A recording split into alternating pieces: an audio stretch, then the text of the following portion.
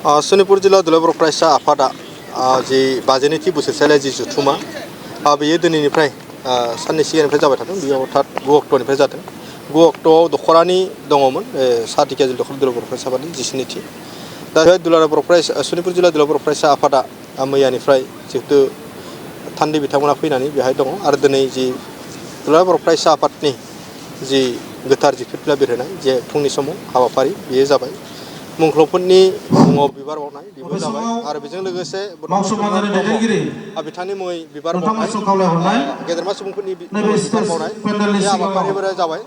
दा आङो बेखौनो खावलायगोन जे दुलाराय बर' फरायसा आफादाव थानानै हारिखौ अरायसम फोथांना लाखिनांगौनि थाखाय हारिया अरायसम गेरेमसा जानांगौनि थाखाय जोङो दुलाराय बर' फरायसा आफादा गोबां हाबाफारिफोर लायो थांनाय समफोराव लादों आरो फैबाय थानाय समफोरावबो लागोन।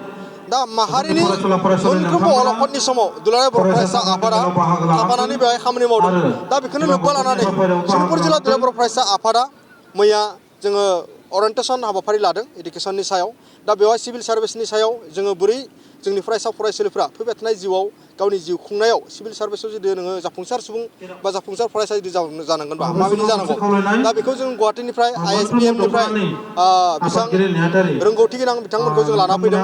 दा बेवहाय बेजों लोगोसे जे कम्पिटिटिभ जि एग्जाम दायो आसाम गभर्नमेन्टआ गोबां माने साखरि होगासिनो दङ। बे कम्पिटिटिभ एग्जामफोराव जोंनि फरायसा फरायसुलिफ्रा बोरै बाहागो लानांगौ। दा बेबायदि मोननै सेमिनार जोङो मैया 10 अक्ट'आव लादों।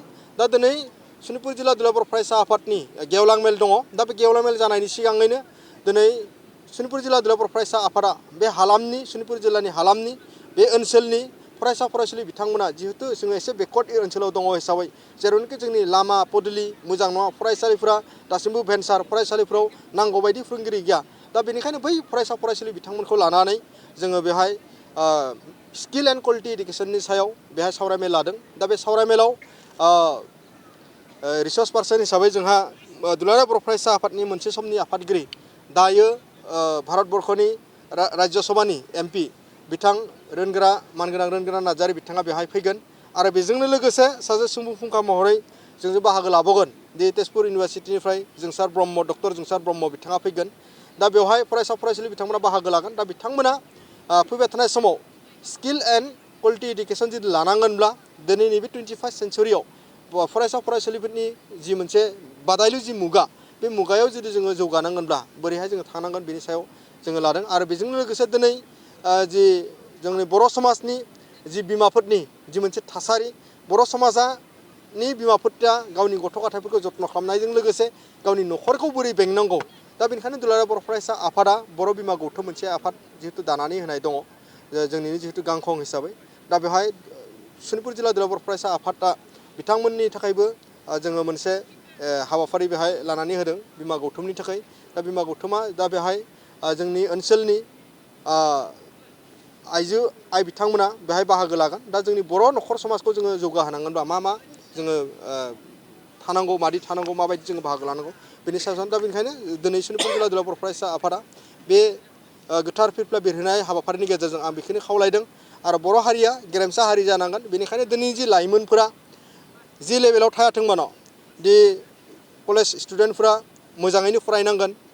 फरायसालियाव फरायनाय फरायसा फरायसुलि बिथांमोना मोजाङैनो फरायनांगोन। जाय फरायसा फरायसुलि बिथांमोना माबा मोनसे जाहोनाव न'खरनि असुबिदायाव बा ओनसोलनि माबा मोनसे असुबिदायाव फरायनायखौ जुदि गारबायब्ला खिन्थु सासे बर' मोजां सुबुं जिहेतु जानांगोन। दा बेनिखायनो बै बिबानफोरा जोंनि जि लाइमोननि जिथु दायथ' दङ हिसाबै दा बै लाइमोनफोरा जाहाथे सासे गुन गोनां जायो, माहारिखौ अनसायनाय जायो, आं बेखौ खावलायदों। सनितपुर जिल्ला हिसाबै गोबां जिथु जेंना जोंनि गेजेराव जिथु दङ। हानि जेंनाया दिनै नांगौ बायदि दिनैसिमबो जोबाखै। फरायसालिनि जेंनाया दिनैसिमबो जिहेतु जोबाखै। दा थांनाय 2020 सननि 27 जानुवारियाव बिटिआर गोजोन गोरोबथानि बाथ्राखौ जों बयबो मिथिगौ। दा बे गोरोबथानि गेजेरजों सनितपुर जिल्लाया खुब आशाबादि, खुब मिजिं दङ आरो मिजिंखौ लानानै जोङो गले गले दिनै थांनाय थान्दै मेलावबो जों गोबां रिजलिउसनफोर जों लादों। नैबे दुलाराय बर' फरायसा आफादनि जि क'क्राझार दतमा जि जानांगौ दा बेवहाय जोङो रिजलिउसनफोरखौ हरगोन। आरो दिनैनि आसाम गभर्नमेन्ट, भारत सरकार आरो बिटिआर सरकार दानि जि प्रमद बर'नि जि दैदेननायाव जि सरकार बिथांमोनाबो जाहाथे जोंनि जि बे एकर्डनि 3.1 मेन दफाया जिथु बेनो दा बेनिनो 60टा गामिया हाबनायजों लोगोसे जोंनि बै गामिफोरनि जि एडमिनिस्ट्रेटिभ जि सिस्टेम नांगौ बायदि जायाखै बायदि जों फिल खालामदों आरो जिखिनि गामि 400-500 जि हाबना दङ थाबैनो जाहाथे बेयो जायो 2025नि जि बिटिआर जि इलेक्सन जायो बै इलेक्सनाव जाहाथे बे ओनसोलाव थानाय मोनफ्रोमबो गामिनि साफ्रोमबो बर' फिसाफोरा बा जोंनि जाय ओनसोलफ्रा बिटिआराव हाबसनगोन बै ओनसोला जाहाथे भट होनो मोनो बेखौ रायजो राजा मिजिंथिनानै दङ बेखिनिखौ जोंहा सनितपुर जिल्ला दुलाराय बर' फरायसा आफादनिफ्राय जानानै जों बिथांमोनखौ खावलायगोन